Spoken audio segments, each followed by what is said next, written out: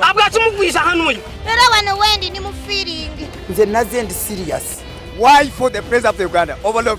Nabaga ndi malirivu nga katogo kasirira we katokota. Aywawe. Byonna bya zungururu.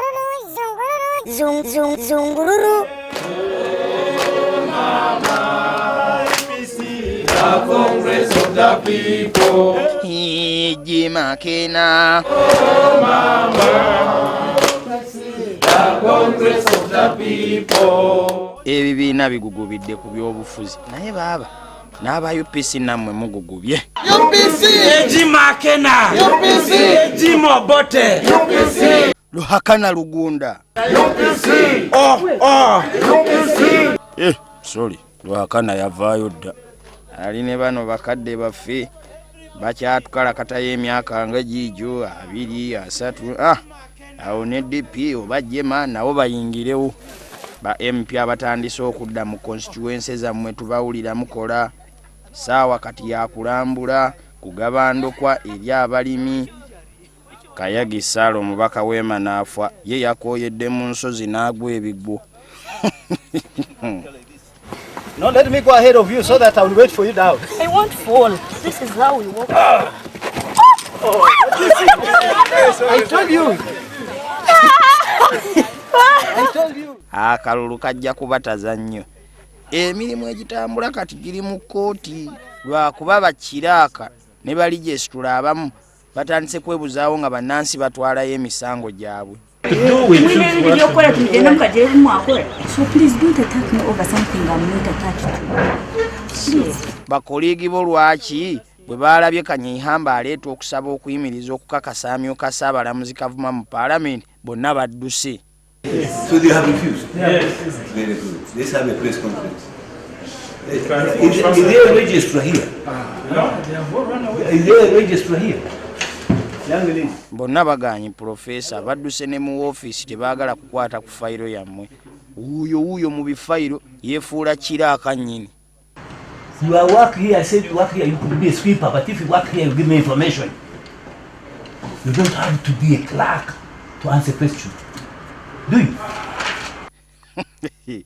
Professor, officer wa kooti omulala yuno mu lukuuba adduka. What is your name? What is your name? It's Moses. It's called Moses. Moses, you are running away from lawyers, from justice. You are running away from justice. That's the fellow. Okay, he has gone. Let's have the conference. Badduse. Good morning, my lord. Good morning. Yes. Abavunaanyizibwa ku kuyingiza emisango mwatuuse mudduke. Kirabika ekigoba emmese kigenda kugifulumya mu nnyumba yeesogga oluyiira. E Kampala katono tufune enkuba jjo. Naye abantu abakyala obutambi bwa desire mwe mutwokesa omusana. Abasiraamu luli baasaba Allah atuweereze enkuba katulinde tulabe. Abamu bwe baava mu swala baasibira wa maama Nankulu Seeka Muzaata ne mukyala we nabo baabaddeyo nnyo ne bayimaamu awo abalala nga balya ku kantu awo ne Nankulu. Atasobola njagala onyenye kubambala by'ennomuko awo nakulakola leero tulalwawo nga tolosose. Maama Nankulu atuyamba omulodi Eriasi n'ava mu kibuga. Kulira ensonga kyekekizza weebala okujja ewandege yaawo kiri kitya dididididididi kuba emaka kuluna amazima. Mukyala Muzaata yenna yeesabise bulungi ettaali limukyamula mpola. Byali badde bizibu naye kumbeera wamu nga nteredde kubanga ebitone aba abikoze eki abibiseeko bulungi. Simanyi naawaka mukyala we asiiba mu hijaabu. Asinsimulira ddala okuva ku vidiyo okudda waggulu nga tosobola na kusuula kantu ko n'akalonda mwana ng'omuyimiridde mu mugongo. Kituufu okumansula kusaana oli wakaawo. Bannange abakazi n'abasajja b'ekibaale bali mu mirango olw'enguudo embi. Enguudo ziri mu nsozi oziyitamu walampa buwalampi kyangu n'ow'olubuto okuzaala nga bamuddusa mu kalwaliro. Bannaye gavumenti tuyina embuto naffe mutulowoozeeko omulowoozeeko n'ababba baffe abasajja baffe.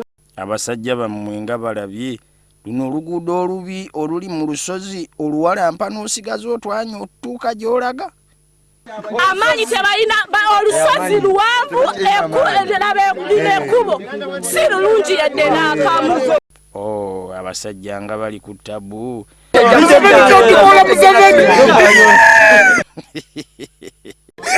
Labeko batubona abana tukyazaala kintu kibi